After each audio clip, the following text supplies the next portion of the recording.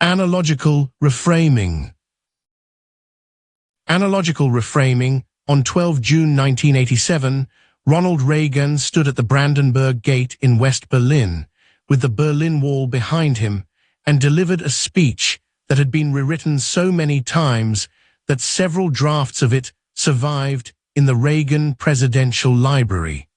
The line for which the speech is remembered did not appear in the early drafts. It was inserted late, against the recommendations of the State Department and the National Security Council, both of whom regarded it as gratuitously provocative. The Soviet leader at the time was a reformer. The relationship was delicate. The line, the diplomats argued, would derail negotiations. Reagan kept the line. Mr. Gorbachev, open this gate. Mr. Gorbachev, tear down this wall. 6 words. They reframed the Cold War. Up to that moment, the dominant frame for the East-West configuration in Europe had been coexistence between two great powers. Both sides had nuclear weapons, both sides had spheres of influence. The wall between them was a regrettable but stable feature of a long détente. The frame implied a kind of moral equivalence. 2 power blocks, 2 ideologies, 2 systems, each with its claims, each with its defenders, each with reasons that the other side had to acknowledge if conversation was to continue.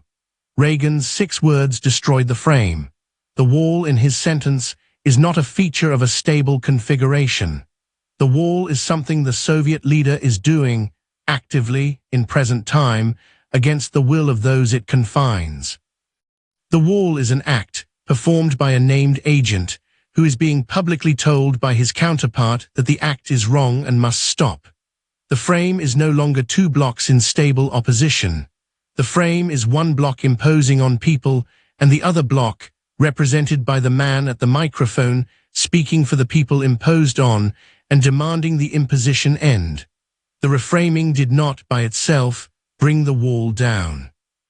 The wall came down 2.5 years later, for many reasons, of which Reagan's line was a small one. But the line did something more lasting than its proximate political effect. It provided a moral image that the subsequent collapse of the Soviet system could be remembered through. The fall of the wall, in 1989, was understood as Reagan's prophecy fulfilled, and the prophecy had been the analogy. Wall framed as an act of imposition was always going to come down. It was a question of when. The diplomats had wanted to keep the older frame of mutual coexistence in place. Reagan's analogy made the older frame irretrievable. This is the 8th move in our offensive arsenal. Analogical reframing, the deployment of a single image, comparison, or example that reorganizes the audience's sense of what kind of situation they are in. Done well, it does not refute the opponent's position. It does something more dangerous. It changes the conceptual furniture of the room such that the opponent's position no longer fits in the room. The Indian dialectical tradition Shankara was trained in had a precise term for the analogy as a tool of demonstration. Drishtanta. The word means literally scene end, that which is shown for the purpose of arriving at a conclusion. The drishtanta in Indian logic is one of the formal members of an inferential argument. The standard Naya inference includes a thesis, a reason, an example, the drishtanta, an application, and a conclusion. The example is not decoration.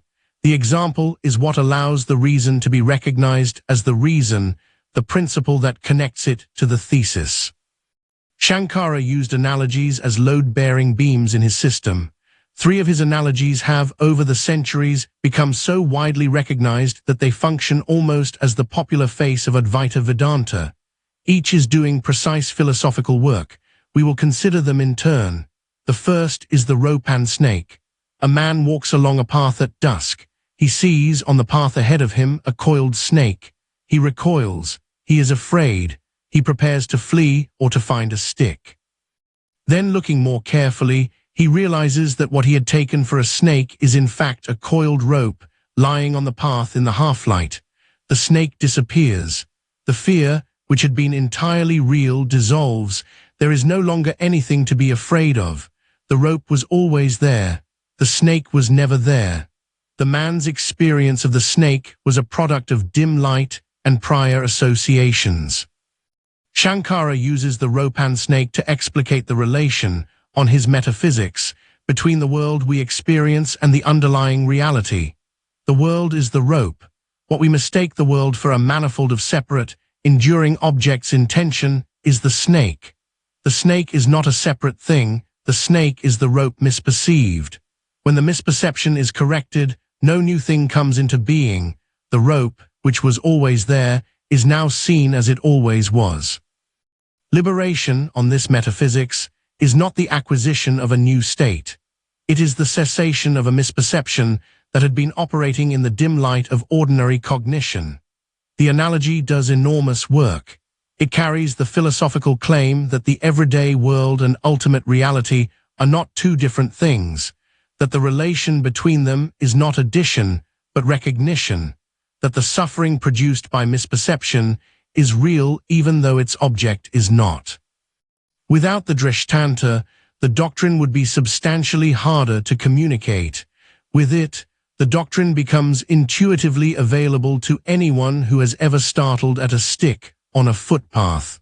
The second analogy is the pot and clay. A potter takes a lump of clay. He shapes it into a pot. The pot has a name. It is a pot, not a lump, a shape, round, hollow, with a particular curvature, a function holding water, a history. It is this pot made on this day with this purpose. Considered as a pot, it has all these properties. Now ask, what is the pot considered apart from its clay? There is no answer. The pot is the clay shaped a certain way. Remove the clay and there is no pot. The pot's properties, every one of them, supervene on the clay. The pot is, in a precise sense, identical with the clay thus shaped. To know the pot fully is to know the clay. To know the clay fully is to recognize that the pot adds no further substance, only form. Shankara deploys the pot and clay to explicate the relation between particular objects and Brahman, the underlying reality of his metaphysics. Particular objects, on his account, are not added to Brahman. They are Brahman in particular configurations. Their reality is borrowed from the underlying substrate. Their distinctiveness is borrowed from the form imposed on the substrate. Remove the substrate, and there is no object. The analogy carries a claim about ontological dependency that would be difficult to convey through abstract argument alone. It also carries a claim about the kind of mistake metaphysics commonly makes. It treats the form as if it were a separate substance, when the form is only a configuration of the substance. The pot is not a thing in addition to its clay. Most of what we think of as separate things are not separate things in addition to their underlying nature. The third analogy is the sun in puddles. It rains. The sun emerges. The sun is reflected in many puddles along the street. There appear to be many suns, one in each puddle, each shining brightly. A child might walk along the puddles and count them. There are 20 puddles, 20 suns, but there is in fact one sun. The sun is not in the puddles, the sun is reflected by them. The multiplicity of apparent suns is a fact about the puddles, their number, their distribution, their reflective surfaces. The sun itself is one. When the puddles dry, the apparent suns disappear. The sun remains. When new puddles form, new apparent suns appear. The sun is no different. Shankara uses the sun in puddles to explicate the relation between the apparent multiplicity of selves and the unity of consciousness in his system. Each apparent self is a reflection. The substrate of consciousness is one. The multiplicity is a fact about the configurations through which the one consciousness is reflected. When the configurations dissolve, the apparent multiplicity dissolves. The substrate is unaffected. The three analogies are not interchangeable. Each is doing different work. Rope and snake captures the correction of misperception aspect of liberation. The pot and clay captures the form-on-substance relation between particulars and the underlying reality. The sun in puddles captures the one reflected as many structure of self and consciousness. Together, they form a small toolkit for thinking about Shankara's metaphysics, that can be deployed in conversation with someone who has never read a word of philosophy. This is the function of analogical reframing in serious dialectical work. The analogy carries the structure of the position in compressed form in an image the audience can hold in mind. It does the work that would otherwise require pages of technical exposition. It makes the position available to the audience for further reasoning, for testing, and for repetition. The audience, after a good dreshtanta, can think about your position without having read your treatise. They take the image with them. The contemporary parallel that has, more than perhaps any other, demonstrated the political power of a single analogy was Frederick Douglass's address of 5 July 1852 to the Rochester Ladies' Anti-Slavery Society, titled "What to the Slave is the 4th of July?" Douglass had been asked to give an Independence Day speech. The audience expected a celebration of American liberty. Douglass spent the early portion of the speech doing exactly what was expected, praising the founders, acknowledging the courage of 1776, noting the moral power of the Declaration. Then he turned. "What to the American slave is your 4th of July? I answer, a day that reveals to him, more than all other days in the year, the gross injustice and cruelty to which he is the constant victim. To him your celebration is a sham, your boasted liberty an unholy license, your national greatness swelling vanity, your sounds of rejoicing are empty and heartless, your denunciations of tyrants brass-fronted impudence, your shouts of liberty and equality hollow mockery, your prayers and hymns, your sermons and thanksgivings, with all your religious parade and solemnity, are to him mere bombast, fraud, deception, impiety, and hypocrisy, a thin veil to cover up crimes which would disgrace a nation of savages." The reframing is total. The 4th of July, framed as a celebration of liberty, has been recast as a day on which the unfreedom of millions is most starkly visible. The image that allows the recasting is the standpoint shift from the slave's vantage. The speech from that point is not a list of arguments. It is a sustained occupancy of the reframed standpoint, from which every element of the celebration appears differently. The audience that day, by all accounts, was profoundly moved. The speech is remembered as one of the great instances of American oratory. What it accomplished, structurally, was the same thing Reagan accomplished at the Brandenburg Gate. A single image displaced the existing frame and made the older frame untenable. The 4th of July could not, after Douglass's speech, be the same kind of holiday for those who had heard it. The wall could not, after Reagan's speech, be the same kind of feature of the European landscape for those who had heard it. This is what analogical reframing does at its best. It does not argue, it shows. The audience does the rest of the work itself. A note on what analogical reframing is not. Analogical reframing is not the move where you compare your opponent to Hitler. It is not the move where you compare any policy you dislike to slavery.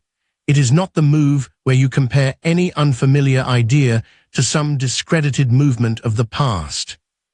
These are guilt by association moves dressed up as analogies, and the audience, when they are skilled, will see through them. Comparisons that depend on the audience importing emotion from the comparison target rather than recognizing structural parallel are bad analogies. They will not survive examination, and they will damage the credibility of the comparer.